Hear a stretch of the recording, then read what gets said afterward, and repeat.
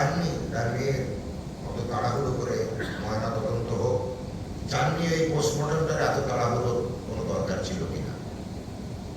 সব দেহ গাড়িতে তুলে দেওয়ার জন্য প্রতিবাদ জানিয়েছিলেন যে মা, সেই মা আজও বলে যে এত তাড়াহুড়ো করে কেন তার দেহ দাহ করা হলো, কিসের দরকার ছিল, কেন এসব করা হলো, আজও সেই প্রশ্ন।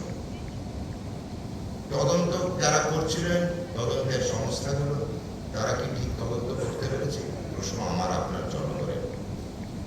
অনেকে বলে প্রশ্ন করে কি হবে, তদন্ত তো কিছুই বেরো না। আমি বলি প্রশ্ন করবো না, কারণ প্রশ্ন করাটাই আমার মৌলিক অধিকার।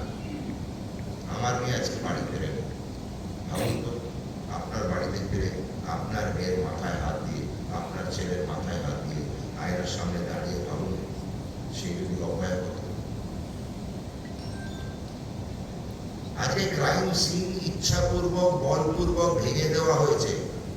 কে ভাঙলো, কারা ভাঙলো, কেন ভাঙলো, কখন ভাঙলো, কার ইঙ্গিতে ভাঙা হলো, আর কেনই বা সেই ইঙ্গিতগুলো দিলেন, তার জন্য স্বাস্থ্য দপ্তর সবার তৎপর।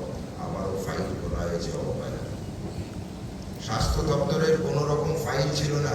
এই অভয়া কাণ্ডে আমরা দেখলাম যে একটা দপ্তরের সঙ্গে ওতপ্রোতভাবে জড়িত যে মেয়েটি, যে সেই দপ্তরের হাতছানিতে কিন্তু এই কোর্সে ঢুকেছিলেন এবং এমডি করছিলেন, স্নাতকোত্তর ডিগ্রি, তাকে ভুলিয়ে ফেলার কিসের জন্য এত তাড়না ছিল? সত্য খুঁজছি, সত্য খুঁজতে থাকবো, সত্যান্বেষী আমরা। আজকের দিনটা বড়ই গম্ভীর দিন, সেই জন্য এর থেকে বেশি বলা হবে না। খালি এটুকু মনে করিয়ে দিই যে ভারতবর্ষের যে সিম্বলটা আছে অশোক স্তম্ভ, তার নিচের লেখাটা সব থেকে বেশি ইম্পর্টেন্ট আমাদের কাছে, আপনাদের কাছে। जब तक चांद सूरज रहेगा, अभया तेरा नाम रहेगा। सत्यमेव जयते। जय हिंद।